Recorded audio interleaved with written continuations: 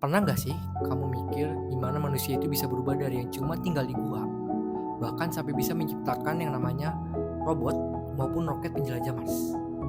Yang paling menarik adalah manusia menciptakan teknologi yang bernama AI. Semua itu cuma punya satu kunci, yaitu ilmu pengetahuan. Nah, yang menarik dari ilmu pengetahuan, dia nggak muncul gitu aja.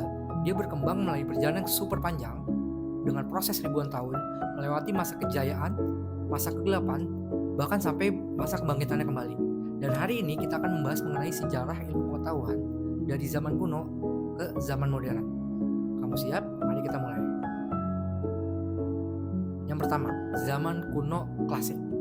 Saat manusia mulai berani meninggalkan mitos-mitos. Nah, pada awalnya ini manusia menjelaskan dunia melalui cerita bahkan dewa-dewa. Petir dianggap sebagai sebuah kemarahan langit, penyakit dianggap sebagai sebuah kutukan, dan bintang dianggap sebagai sebuah dewa. Tapi lama-kelamaan muncul sekelompok orang yang mulai bertanya nih, kalau semua ini adalah karya dewa, kenapa sih polanya begitu teratur? Nah, sedangkan di Mesir kuno sendiri, masyarakat sudah bisa menghitung waktu, mengukur tanah, bahkan memprediksi banjir melalui pergerakan bintang. Mereka menggunakan matematika untuk membangun sebuah piramida yang sampai hari ini masih bikin bingung insinyur modern.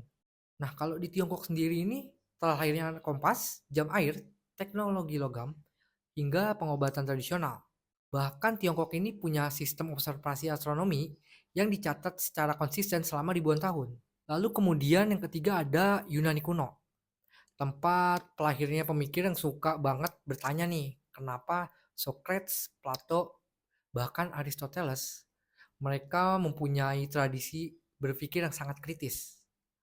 Nah, kalau Aristoteles sendiri ini membuat sistem klasifikasi makhluk hidup yang menjadi dasar biologi untuk berabad-abad kemudian.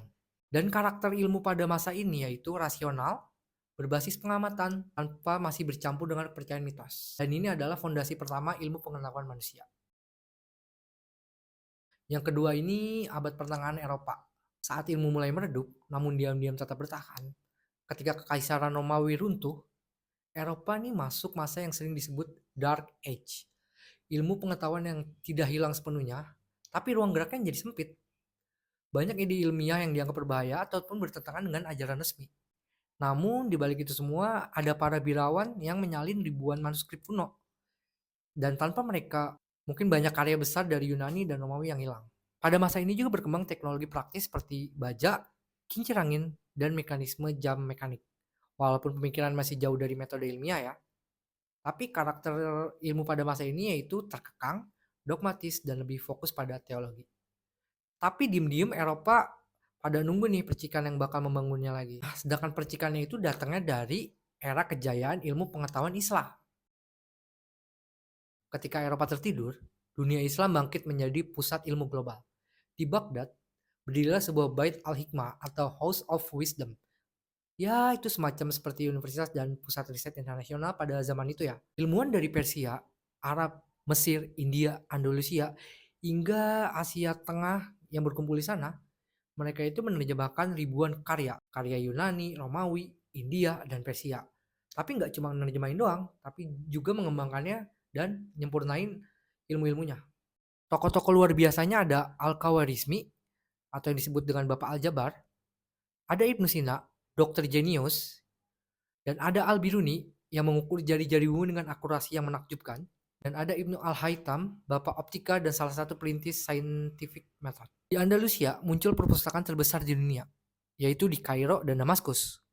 Klinik dan universitas berkembang dengan sistem pendidikan yang modern. Nah, karakter ilmu pada era ini yaitu terbuka, kritis, berbasis eksperimen, dan kolaboratif. Ilmu dari dunia Islam ini yang kelak masuk muncul kembali ke Eropa dan memicu Renaissance. Yang keempat, era modern. Saat ilmu menjolak lebih cepat dari sebelumnya. Memasuki abad ke-16, Eropa memasuki revolusi ilmiah, masa ketika cara manusia memahami dunia berubah total. Copernicus bilang, bumi itu bukan pusat alam semesta, dan Galileo membuktikannya dengan teleskop dan hampir dihukum karena idenya. Kepler menemukan hukum gerak planet. Newton menyatukan semua dengan hukum gravitasi. Setelah itu, dunia seperti menyalakan turbo. Revolusi industri, mesin uap, rel kereta, pabrik tekstil, listrik, telepon semua yang mempercepat pengembangan ilmu dan teknologi pada abad ke-20. Nah, pada abad ke-21, perubahan itu makin gila.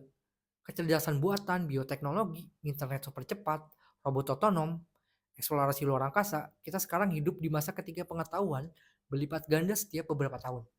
Karakter ilmu era modern ini bersifat empiris, sistematis, berbasis data, dan berkembang sangat cepat. Ilmu modern ini dibangun lewat kolaborasi antara global, laboratorium, universitas, bahkan penelitian internasional.